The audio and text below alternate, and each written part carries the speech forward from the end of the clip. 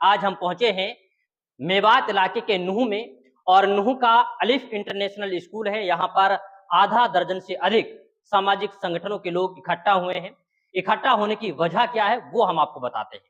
दरअसल बकरा ईद के एक दिन बाद यानी कि बासई बकरा ईद को मेवली गांव की एक महिला जिसका नाम जाफरा है और उसको गौ टास्क फोर्स के जो प्रभारी हैं राधेश्याम, उनकी टीम आती है, उनके घर पर दबिश देती है और कहीं ना कहीं प्रतिबंधित मांस को बरामद करती है। ये कहना है खुद गौ टास्क फोर्स का।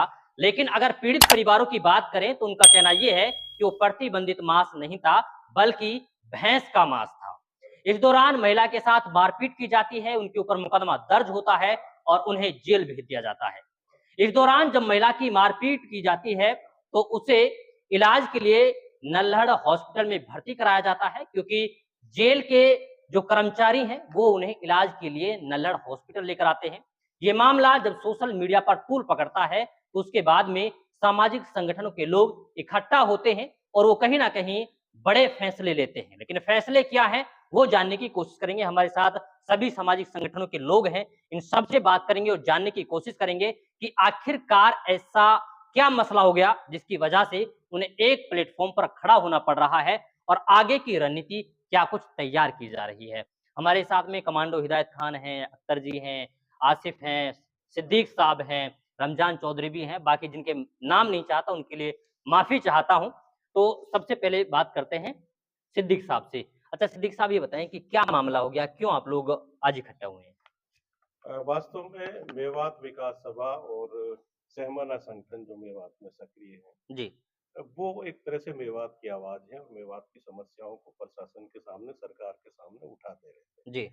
और जब कोई जायज मुद्दा होता है, हम्म कोई जायज समस्या होती है तो प्रशासन का सहयोग भी करते जी हैं। लेकिन नीचे के कुछ अधिकारी नहीं चाहते कि मेवात में तरक्की हो, मेवात में शांति हो और मेवात के लोग एक खुशहाल जीवन जिए। ऐसे मामले अक्सर होते रहते हैं और पिछले दिनों में कई मामले इस तरह के।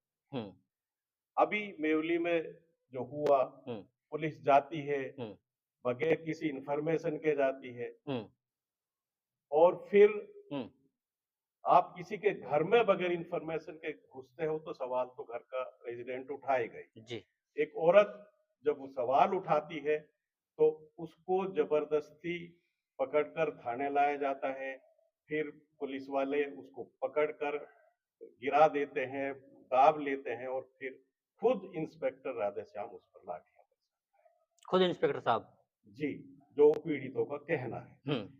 इसका मतलब ये हुआ कि आप जो कानून के रक्षक हैं वो खुद ही कानून का पालन नहीं कर रहे और एक भेदभावपूर्ण सोच के साथ मेवात में काम कर रहे हैं।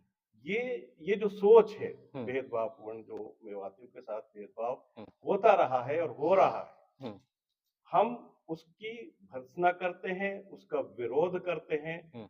और अगर ये नहीं रुका, सरकार और प्रशासन ने इसको नहीं रोका और ऐसे आदमी के खिलाफ, ऐसे इंस्पेक्टर के साथ जिसने खुद कानून तोड़ा हो, कानूनी कार्रवाई नहीं करता, तो न केवल हम कानूनी संस्थाओं में जाएंगे ये और उसके खिलाफ कानूनी कार्रवाई करेंगे, बल्कि हर स्तर पर इस कार्रवाई का, इस तरह की और कोई अगर कार्रवाई होती है तो उसका विरोध। चलिए, विरोध करने की बात कही है सिद्दीक साहब ने। सवाल के इशारे कमांडो जी कैसे देखते हैं इस पूरे मामले को? मैं इसकी कड़ी निंदा करता हूँ, क्योंकि क्या हरियाणा पुलिस के पास लेडीज की कमी हो गई है? लेडीज पुलिस नहीं है, ये सिर्फ जाती है एक कम्युनिटी के साथ। बिल्कुल हमें दबाया जा रहा है, इसमें कोई शक और संदेह नहीं है। ये सिर्फ मेवात को, लोगों को अनपढ़ समझ के ही हमारे साथ एक अनपढ़ तरीके से ही कार्रवाई होती है। अगर वेल एजुकेटेड लोग हमारे अगर आगे आए, क्या हक बनता है एक इंस्पेक्टर का लेडीज को टॉर्चर करना? आपका कहने का मतलब ये लेडीज पुलिस नहीं थी? लेडीज पुलिस ने उसको नहीं मारा, लेडीज पुलिस से उसे दबाया गया, जिसे हमें पता लगा है शिकायतकर्ताओं के द्वारा, गांव के लोगों द्वारा, सामाजिक संगठनों द्वारा। लेडीज पुलिस ने पैरों को दबाया, उसके ऊपर चढ़ी, लाठी चार्ज जो थी खुद राधे सामने अपने हाथों से मारा। करीबन 100 लाठियां उसके पैरों में मारी है, महिला के। फिर उसकी तबीयत खराब हो जाती है, फिर उसको हॉस्पिटल लाया जाता है। आखिर आप समझे, यहाँ पर एसपी साहब इतने बड़े प्रोग्राम करा रहा है, शान मेवात, अभी पीछे इतना जबरदस्त लोग पूरे मेवात के अंदर सराहना थी कि एसपी मेवात और डीसी मेवात ने मिलकर मेवात की 36 बिरादरी को भाईचारे का संदेश दिया और देशभक्ति के लिए आगे बढ़ाया और आपस में मिलजुल के रहे। वहीं पर कुछ ऐसे अधिकारी जिनकी मानसिकता बहुत छोटी है, जो चाहते हैं कि ना यहाँ पर भाईचारा ना बने, यहाँ पर लोग मजबूत ना हैं, यहाँ लोग आगे ना बढ़े या तरक्की ना करें, उस चीज को कहीं ना कहीं वो भी कहीं ना कहीं शिकार है, उनकी मानसिकताएं खराब है, तो तभी ऐसी घटनाएं हुई हैं। इस घटना का बिल्कुल हम विरोध करता है, पूरा सामाजिक संगठनों के साथ साथ मैं पूरे मेवात के नौजवानों से कहता हूँ कि बिल्कुल, और अपील भी करता हूं जितने संगठन हैं कि बिल्कुल आप कल एसपी साहब से मिलें, और आज ये भी बिल्कुल तय हुआ है मीटिंग के दौरान, कल एसपी साहब से मिला जाएगा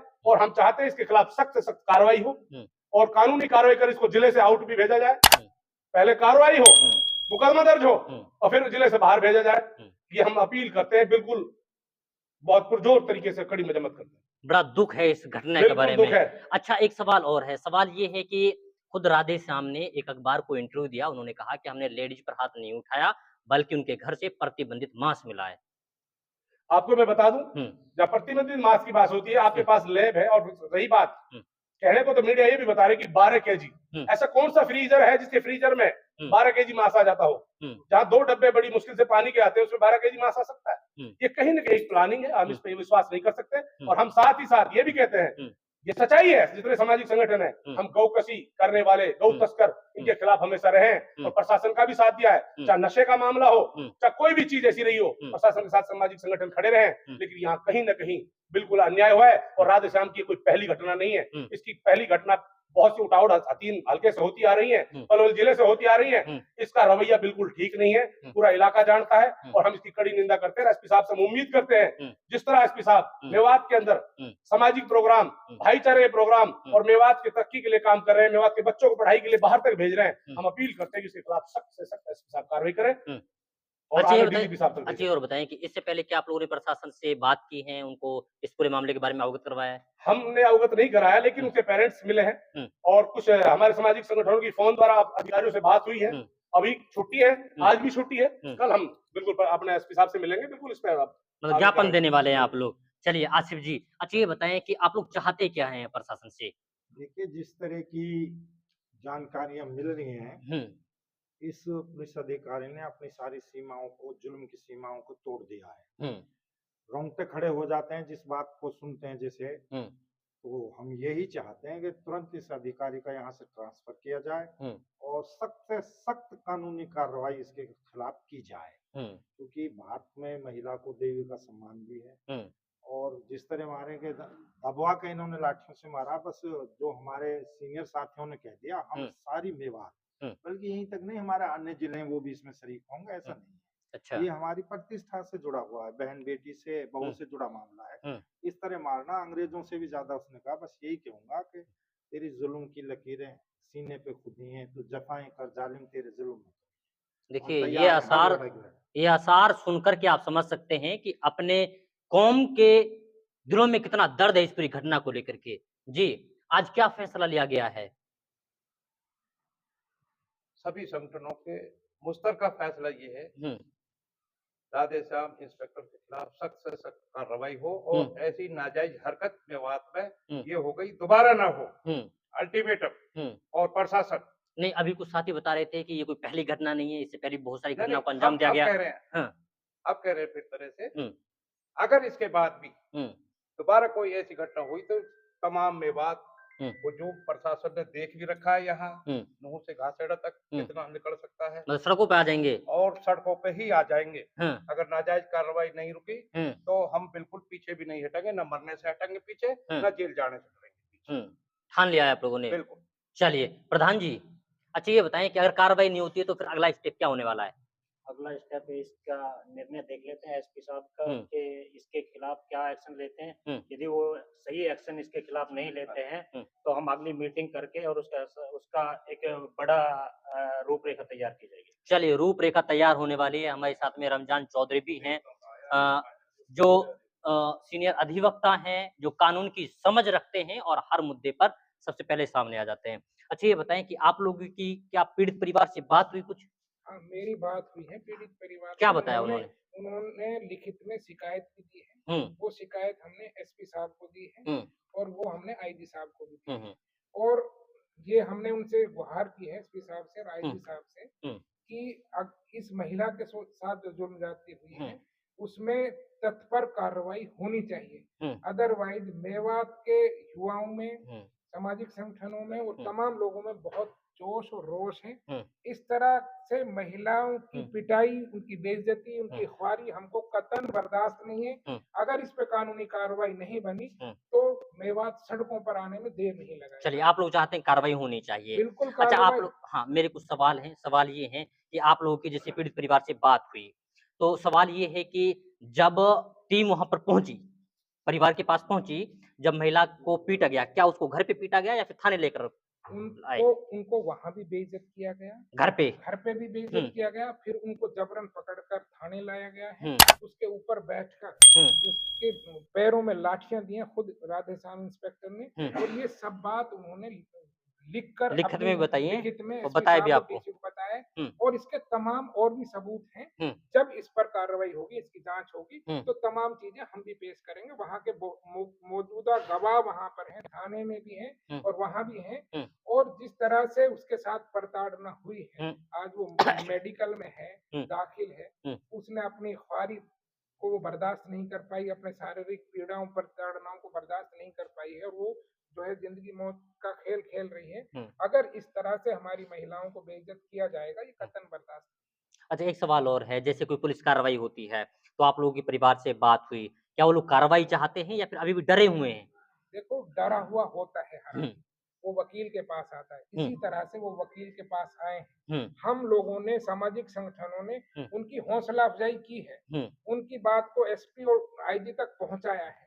हमें जरूरत पड़ेगी तो हम उच्च न्यायालय तक या सर्वोच्च न्यायालय तक इस बात को लेकर जाएंगे। उनको सामाजिक संगठनों पर और अधिवक्ता संगठनों पर भरोसा है, इसलिए उनको हिम्मत है। वो कहीं भी अपनी बात को कहने से, जांच कराने से या आगे ले जाने से वो कतराएंगे नहीं, वो साथ खड़े। मतलब नहीं डर रहे हैं, वो चाहते हैं कि इस पूरे मामले में निष्पक्ष जांच होनी चाहिए और कार्रवाई होनी चाहिए। बिल्कुल, कोई भी जो पीड़ित है, जिसकी महिला की बेइज्जती हो गई हो, उसके माँ बाप, उसके जो परिजन हैं, तमाम साथ खड़े हैं और उन्होंने उच्च अधिकारियों से गुहार लगाई है। और वो कहीं भी जो न्यायिक संस्था है उनमें भी जाने से वो हिचकेंगे नहीं, वो सबके लिए तैयार बैठे हैं। लेकिन हमने चूंकि अधिकारियों से बात की है, उनकी डिस्कस चल रही है इस मामले को लेकर, और उन्होंने आज का वक्त लिया है कि हम उनके खिलाफ कार्रवाई करेंगे। इसीलिए हमने कल तमाम जो संगठन है, आज यहाँ आपने जैसे कहा ओपनिंग कमेंट्स में कि आधे दर्जन से ज्यादा यहाँ पर हिदायत कमांडो की टीम है, मेवात विकास सभा है, यहाँ अलिफ कॉलोनी RWA का प्रधान यहाँ लियाकत मौजूद है, यहाँ मेवात विकास मंच का साथी मौजूद है, किसान संगठनों से जुड़ा हुआ ऑल इंडिया पसमानदा मुस्लिम महाज के जेकम मौजूद है, हम अधिवक्ता संघ से हम मौजूद हैं। तो आधे दर्जन से ज्यादा संगठनों के लोग, मुखिया यहाँ मौजूद हैं। हमने फैसला लिया है कि कल हम पहले एसपी साहब से दोबारा मिलेंगे, तो कभी हमारी टेलीफोनिक बातचीत हुई है, कल मिलेंगे, तमाम जो स्थिति है उससे अवगत कराएंगे। उसके बाद अगर उन्होंने कोई कार्रवाई नहीं की तो हम न्यायिक संस्थाओं को अप्रोच करेंगे, और अगर वहां भी हमको न्याय नहीं मिला तो फिर हम संविधान के दायरे में यहाँ सड़कों पर उतरेंगे और उस पर ऐतराज दर्ज करेंगे। मतलब आप लोगों ने ठान लिया है कि जब तक हमें न्याय नहीं मिलेगा तब तक हम हटेंगे नहीं। महिलाओं की बेइज्जती और ख्वारी हमको बर्दाश्त नहीं है। चलिए, ये है हमारे साथ में वो सारे के सारे सामाजिक संगठन के लोग जो कहीं ना कहीं चाहते हैं कि इस पूरे मामले में जिला प्रशासन गहनता से जांच करे और जो दोषी हैं उनके ऊपर कार्रवाई होनी चाहिए। जब मैं इनकी वार्तालाप सुन रहा था तो उनका ये भी है कि इस पूरे मामले में अगर जांच होती है तो जिस महिला के ऊपर मुकदमा दर्ज हुआ है वो भी खारिज होना चाहिए। खैर, देखना ये होगा कि सोमवार को जब ज्ञापन सौंपा जाएगा, उस ज्ञापन सौंपने के दौरान मेवात इलाके के लोग कितना इकट्ठा हो पाते हैं और इस पूरे मामले में किस तरीके की कार्रवाई हो पाती है, ये वक्त बताएगा। वक्त के लिए आपको थोड़ा इंतजार करना पड़ेगा। तब तक के लिए आप बने रहिए सिर्फ और सिर्फ हमारे साथ।